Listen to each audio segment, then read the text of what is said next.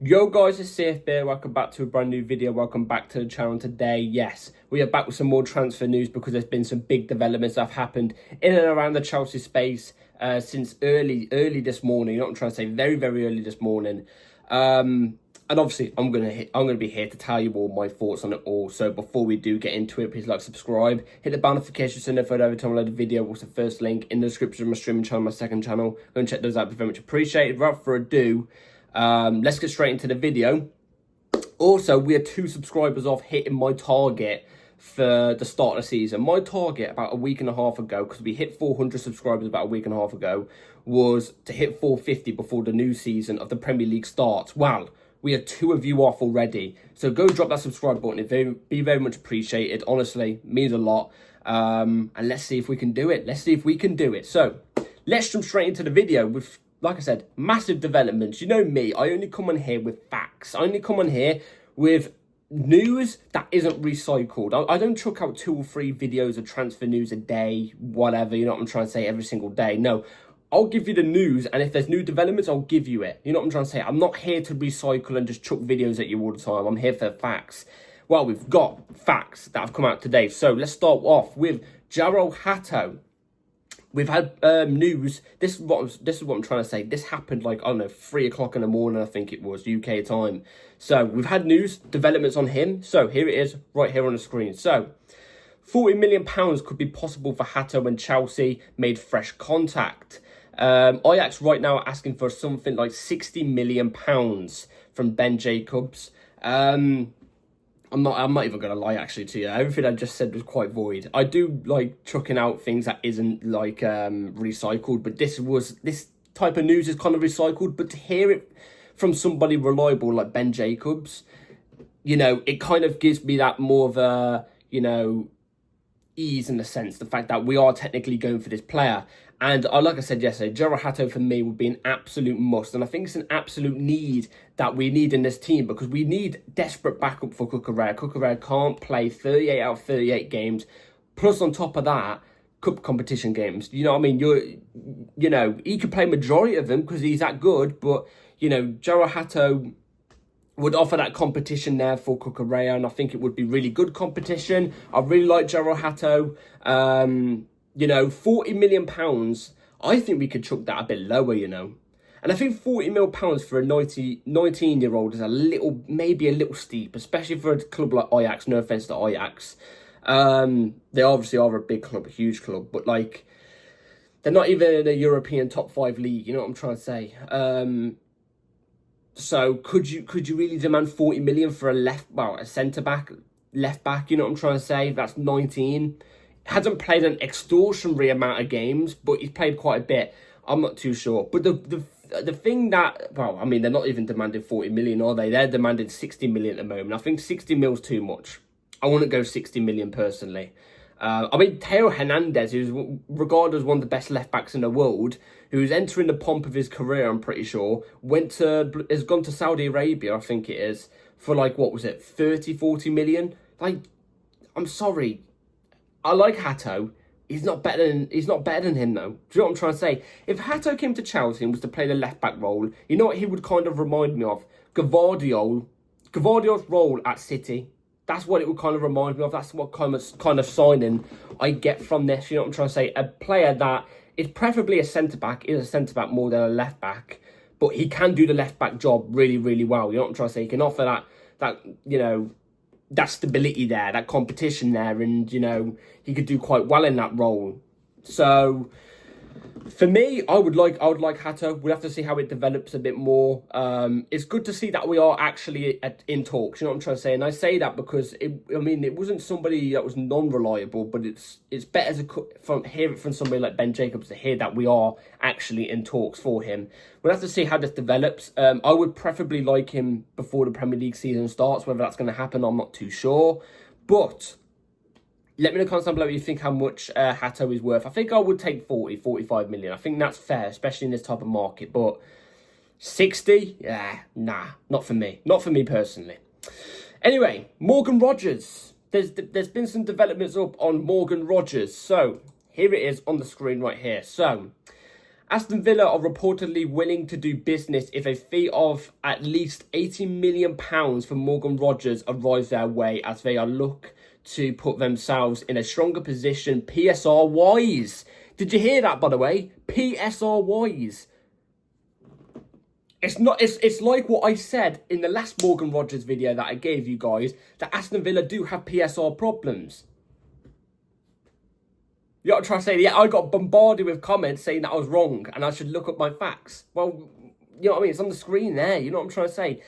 I'm not saying Aston Villa have big PSR problems, like they're in massive trouble, they could get relegated or point deduction. That's not what I'm trying to say. What I'm trying to say is they do have some sort of problems. It's been noted. It's been documented. They do have problems.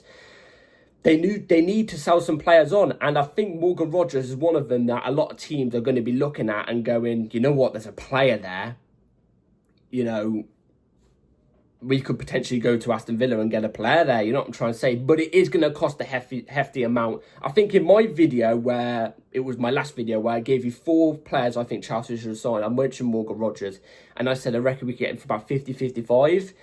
I wouldn't go. I'm kind of thinking about it now. I don't think 50-55 would cut it for Morgan Rogers.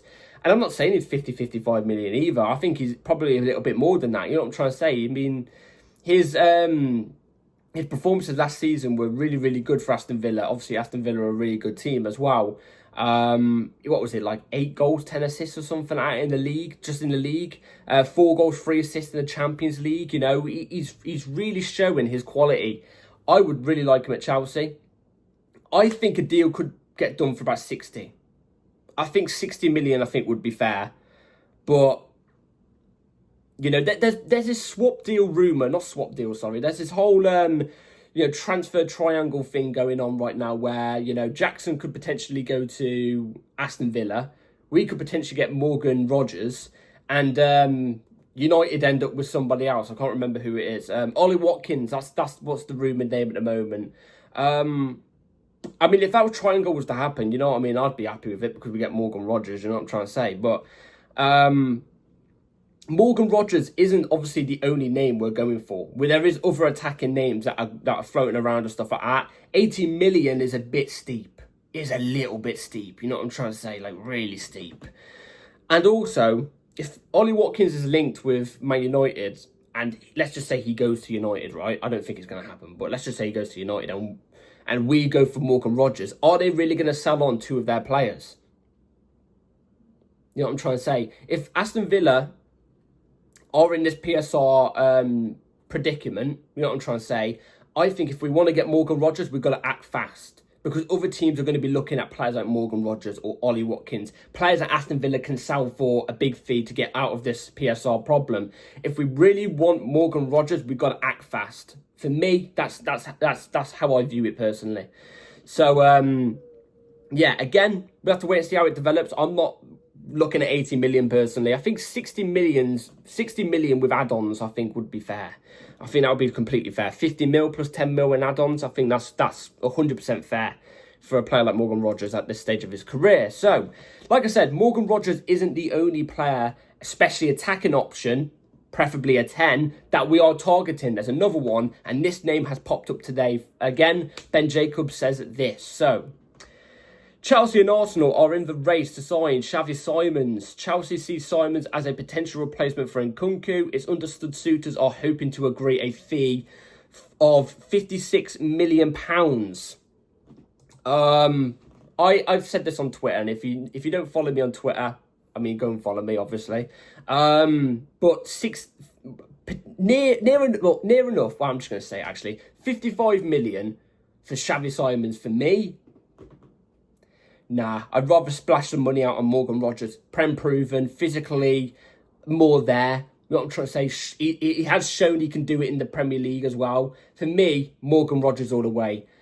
Xavi Simons, for me, I've already said this, I think he's too weak for the Premier League. And he strikes me as a player, if he's not starting pretty much most games, then I feel like he's going to kick up a fuss. But then again, I said this on Twitter again, I could be wrong about Xavi Simons. I could. I'm not going to sit here and say I've watched a lot of Xavi Simons, because that would be deemed untrue. That would be deemed untrue. I haven't watched a lot of Xavi Simons.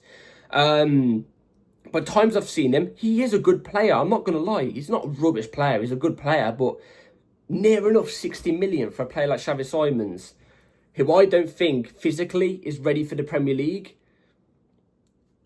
For me, I would just go for Morgan Rogers. I'd go for Morgan Rogers personally. It's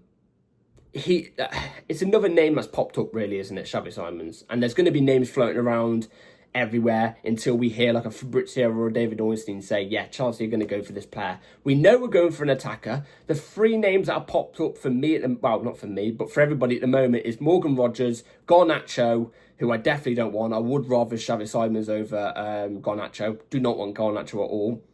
And Xavi Simons. They're the three names right now that are consistent. There was an Eze link the other day, with us. Potentially we could be going for Eze. I'll tell you this right here, right now. It's the reason why I've not included it in this video, because I think it's BS. You're telling me 60 million, 70 million release clause for a 27-year-old. You're telling me we're going to go for him? No way. No way. That's not how these owners work, is it? It's not how the owners work. So that's why I didn't include it in there.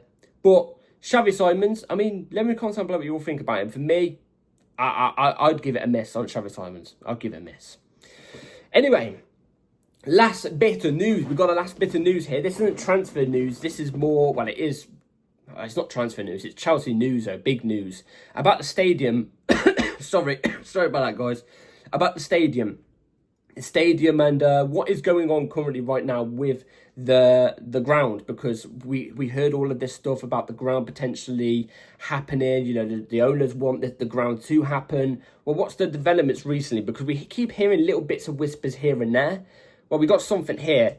So this came out from Ben Jacobs again. This is a Ben Jacobs news video. This is, Jesus Christ. Anyway, right here on the screen. So Todd Boehly wants his sports empire at Chelsea, whether a new stadium at Earls Court would hold things like a basketball court that would be designed to host MLB, with Chelsea still as the focus. Whereas Clearlake are more thinking about the Chelsea-Strasbourg football empire, and if they can't get the other things added to the new stadium, then so be it. I mean, so it's... The stadium, I think the stadium's going to happen. Let me quickly make this clear. The stadium will happen. When? I'm not too sure. But it's going to happen. And it's going to take years. And I think it will probably be at Earls Court. I think the owners are currently discussing a deal with Earls Court, because they've got to buy Earls Court to then be able to do what they want to do with it. You know what I'm trying to say? And knock it down or whatever. You know what I'm trying to say? I think that's already started. Negotiations like that take a while. I think it's already started. I think it's ongoing right now. And it will happen at some point. I think we will play at Stamford Bridge whilst it's being built.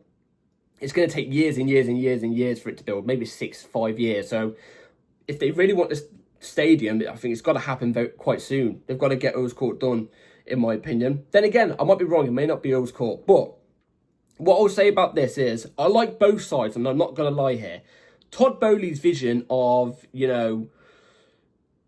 of the ground is quite like what Spurs do at the moment. I hate to reference Spurs, but the one thing you can't deny about them is their ground. Fair enough. It's a decent ground. You know what I'm trying to say? You know what I mean? Like, the size of it, decent. I mean, it looks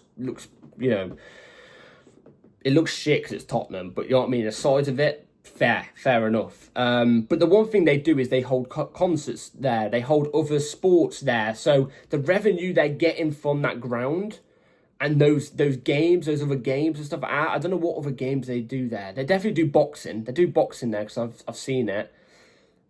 Is rugby there? I'm not too sure. Obviously, mostly football because it's a football ground, but they do hold other events from other sports there.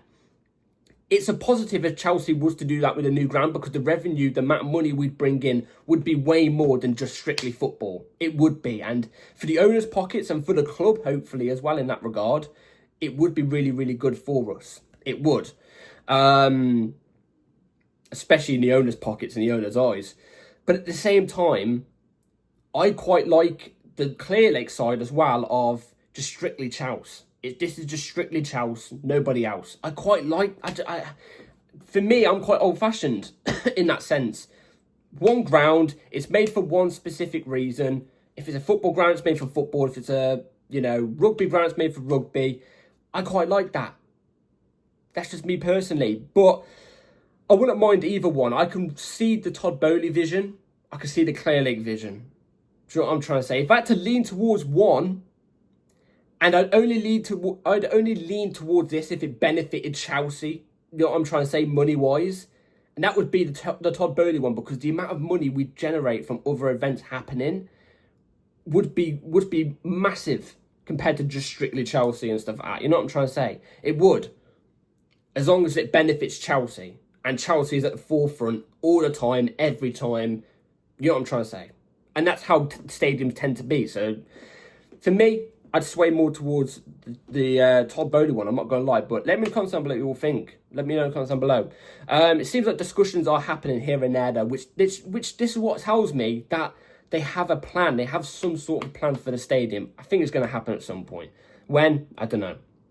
Anyway, that is it for today's video, guys. Let me know in the comments down below what you've all thought about the video, all the news. Let me know in the comments down below. Morgan Rogers or Xavi Simons? That's my question for you all today. Who would you rather, Morgan Rogers or Xavi Simons? One's going to cost more than the other, I reckon, which is probably Morgan Rogers going to cost more than Xavi Simons.